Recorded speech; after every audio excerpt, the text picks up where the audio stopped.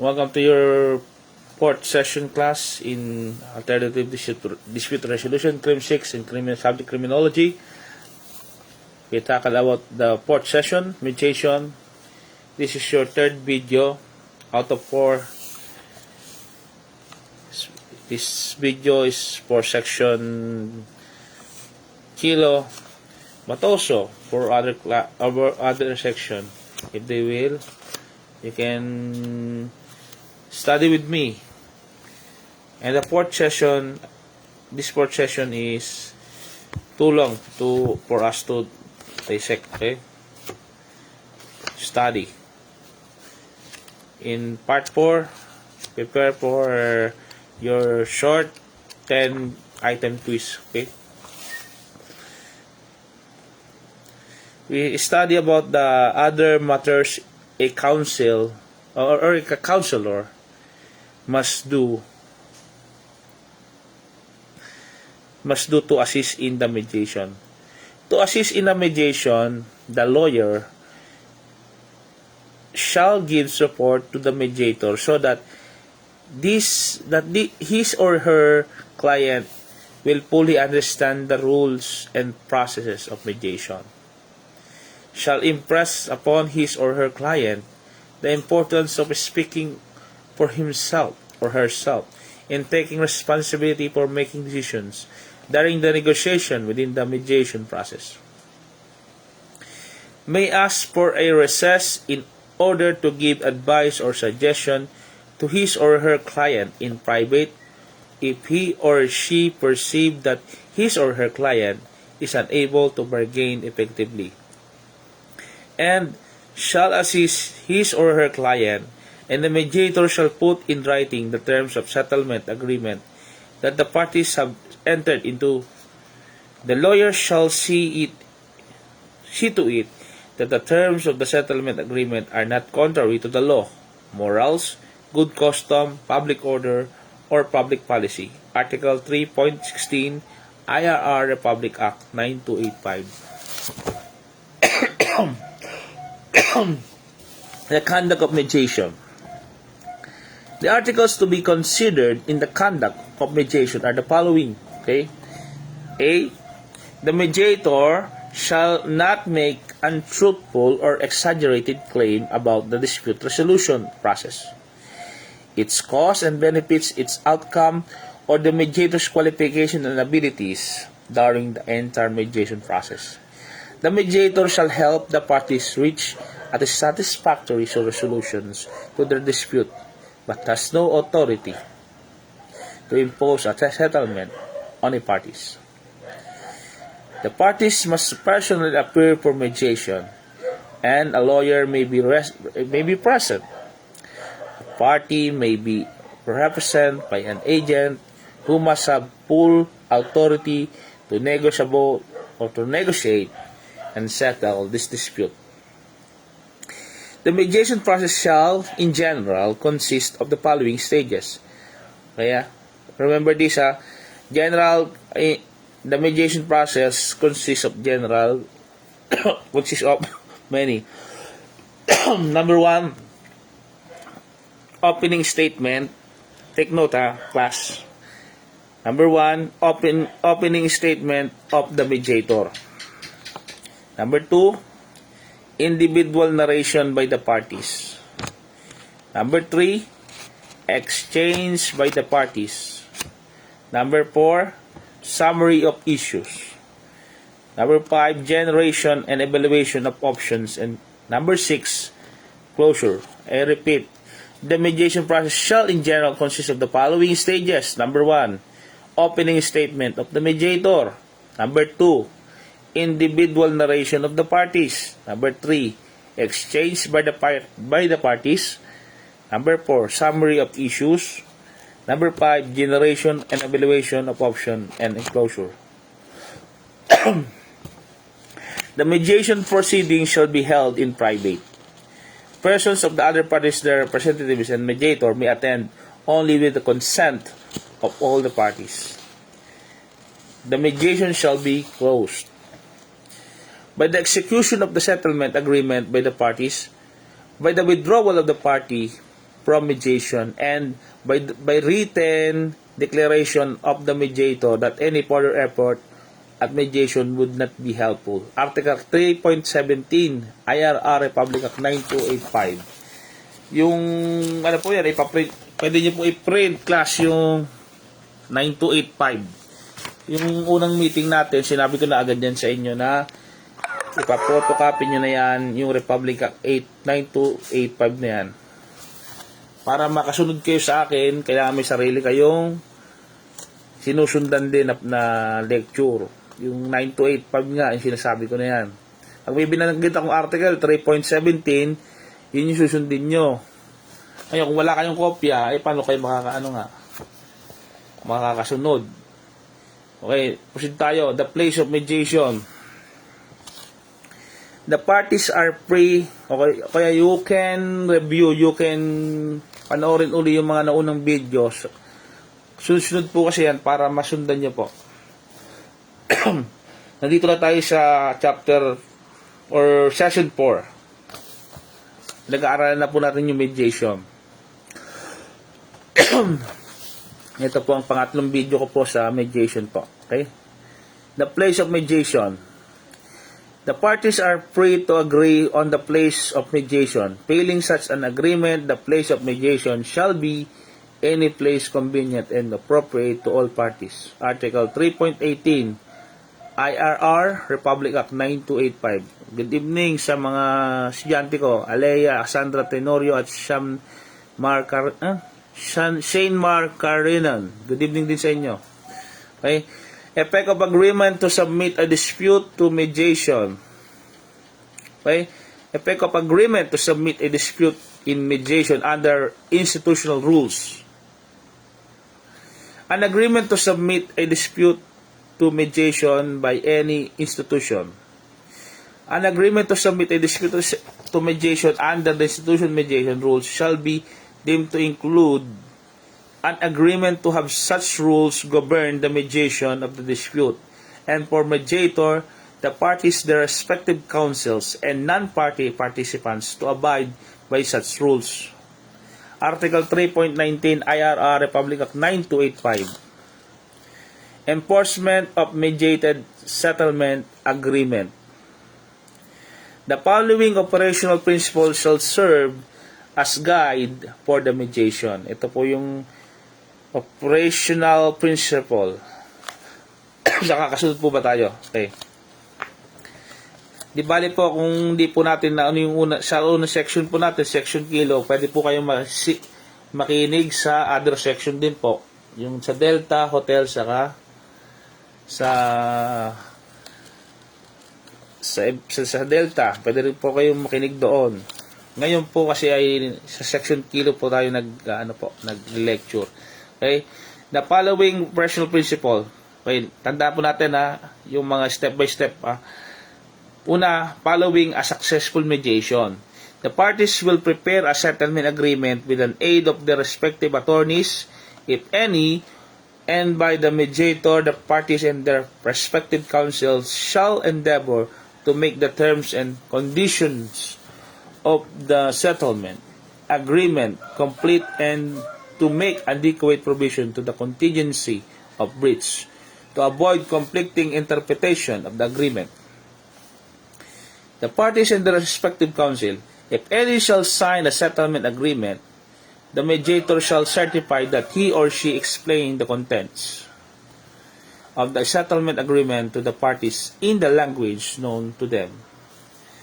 A settlement agreement can be disposed by both parties together, or one party can do it and let the other party know ahead of time. It can be deposited with the clerk of court of the regional trial court, where any of the parties' main place of business in the Philippines is located. Where, letter B, where any of the parties resides, if there any of the individual, or C, in the National Capital Judicial Region, where there is need to enforce the settlement agreement of a petition may be filed by any of the parties with the same court, in which case the court shall proceed summarily to hear the petition in accordance with the special ADR rules. The parties may agree in settlements agreement that the mediator shall become a sole arbitrator for the dispute and shall treat the settlement agreement as an arbitral award that shall be subject to enforcement under Republic Act number 876, otherwise known as the arbitration law. Okay? I-take note din po natin yung Republic Act number 876, otherwise known as arbitration law. Yan po ha. Notwithstanding the provision of Executive Order number 1008 S.1985 pa po. Okay? Otherwise known as the Construction Industry Arbitration Law. Kaya dalawang patas na po binabanggit natin ha. Yung Republic Act numbers 876, yung the Arbitration Law, saka yung Executive Order 1008 or Construction Industry Arbitration Law. For mediated dispute outside the construction industry Arbitration Commission, Article 3.20 IRR Republic Act 9285, to submit a dispute to mediation under institution, mediation rules shall be deemed to include an agreement to have such rules govern the mediation of the dispute for the mediator, the parties, their respective counsel, and non-party participants to abide such rules. Republic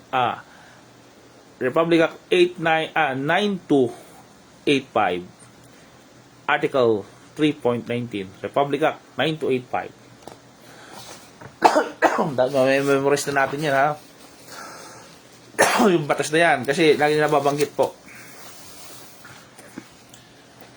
Confidentiality of information.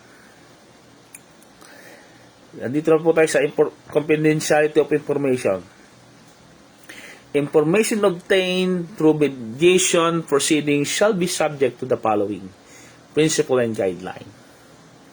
Information obtained through mediation shall be privileged and confidential. A party, mediator, or non-party participant may refuse to disclose and may prevent any other person from disclosing confidential information. Confidential information shall not be subject to discovery and shall be admissible in any adversarial proceeding, whether judicial or quasi-judicial. However, evidence of information that is otherwise admissible or subject to discovery does not become inadmissible or protected from discovery solely by reason or its use in a mediation. And then, ito pong lesson na to i-upload din po natin sa YouTube. Kaya, sa section kilo, please, yung sa mga hindi nakasubaybay, ay i-upload ko po ito sa YouTube channel po natin. Para sa ating asynchronous class. Okay? In such an adversarial proceedings, proceed po tayo sa confidentiality of information. In such an adversarial proceeding, the following persons involved or previously involved in a mediation may not be compelled to disclose confidential information obtained during the mediation. The parties to the dispute, the mediator of mediators, the counsel of the parties, the non-party participants, any person hired or engaged in connection with the mediation, a secretary, stenographer, clerk, or assistants, and any other person who obtains or possesses confidential information by reason or his or her profession. The protection of ADR Act shall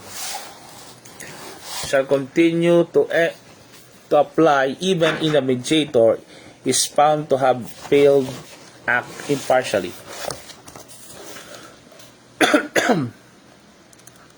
A mediator may not be called to testify to provide confidential information gathered in mediation.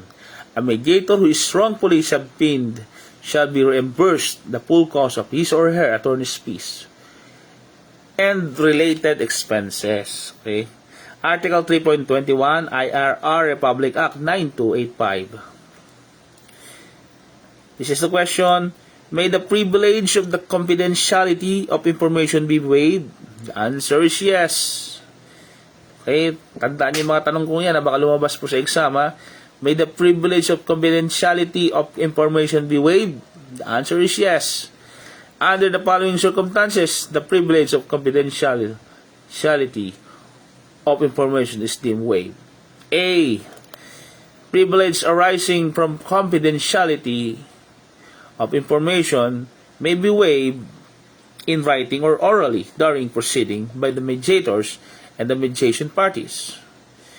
With the consent, letter B, with the consent of the mediation parties, a privilege arising from confidentiality of information may be likewise be waived by a non-party participant if the information is provided by such any party participant.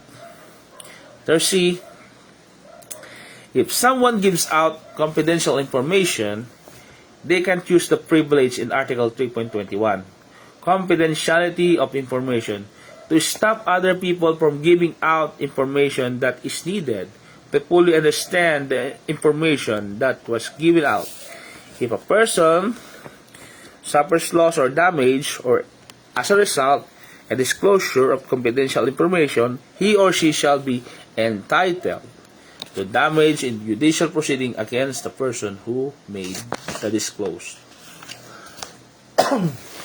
Okay?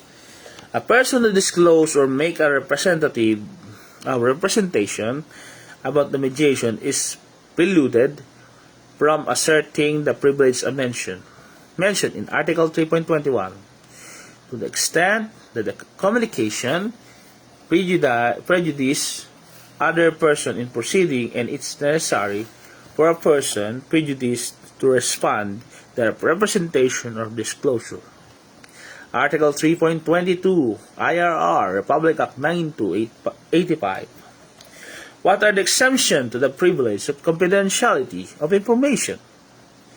There is no privilege against disclosure under Article 3.21 in the following instances: in an agreement evidenced by a record authenticated by the parties to the agreement, available to the public or made during the session of mediation that is open in a required by the law to be open to the public, a threat or statement of a plan to inflict bodily injury or commit crime of violence. Yan po yung exception to the privilege confidential of information. Yan lang po yun, ha? Intentional use, plans, crimes, exempt to commit crime or conceal an ongoing crime or criminal activity. Okay? So, sought or offered proof or disapprove abuse, neglect, abandonment, or exploitation. Okay? In a proceeding in which public agency is protecting the interests of an individual protected by the law. But this exemption does not apply where a child protection matter is referred to mediation by a court or where a public agency participates in the child protection mediation. Offer or seek to prove or disapprove a claim or complaint of a professional misconduct or malpractice made against a party or non-party participant or a party representative for action taken during a mediation. After the hearing behind closed doors, if a court or administrative agency decide that the person seeking discovery of the evidence has shown that the evidence is not available anywhere else and that the need of the evidence is much greater than the desire to keep it in private, and the mediation communication is asked for offered in, a court proceeding involved a crime or felony, or a proceeding to prove a claim or defense that under the law is sufficient for reform or avoid a liability on a contract arising out of mediation.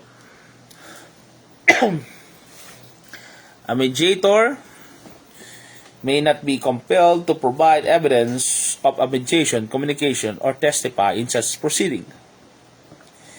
If a mediation communication isn't protected by one of the exemption in A or B, only the part of the communication that is needed to use the exemption for non-disclosure can be shown.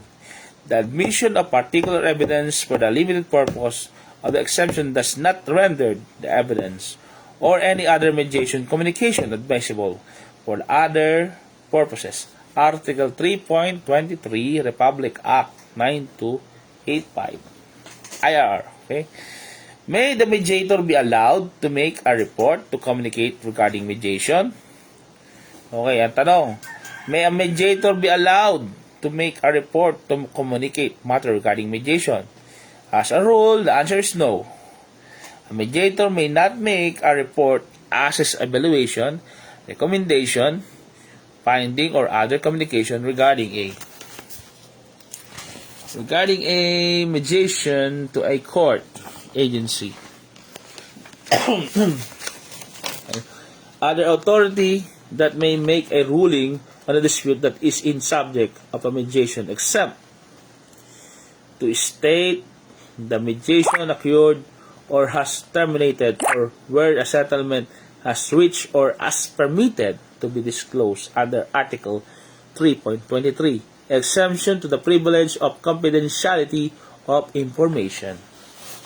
The parties may, by agreement in writing, stipulate that the settlement agreed shall be sealed and not disclosed to any third party, including the court. Such stipulation, however, shall not apply to proceeding to enforce or set aside the settlement agreement. Article 3.24 IRR Republic Act 9285. Peace and cost of mediation. Pag-uusapan naman natin yung peace and cost of mediation. In ad hoc mediation, what are the rules on peace and cost? Ano daw yung rules sa peace and cost ng ad hoc? In ad hoc mediation, the parties are free to make their own arrangement to the mediation cost and fees. In default thereof, the schedule of cost and fees to be approved by the OADR shall be followed. Article 3.25 IRR Republic Act 9285. Okay. In institutional mediation, what does the cost included? In institutional mediation, mediation costs shall include administrative charges of the mediation institution under which the parties have agreed to be bound, mediator fees, and associated expenses, if any, in a default agreement between the parties as to the amount of manner of the payment of mediation costs and fees. These shall be determined in accordance with applicable internal rules of mediation service providers, under whose rules mediation is conducted. Article 3.26 IR Republic Act 9285. Question: what are the factors in determining the mediation fee? What are the mediation service provided may be determined such as fee is reasonable taking into consideration the following factors among others: the complexity of the case, number 1. Number 2, the number of hours spent in mediation, and the training experience and stature of mediator. Article 3.26 IRR Republic Act 9285. Okay, thank you. This is the end of video number 3 out of 4. The next is your short quiz 10 items. Okay, section kilo.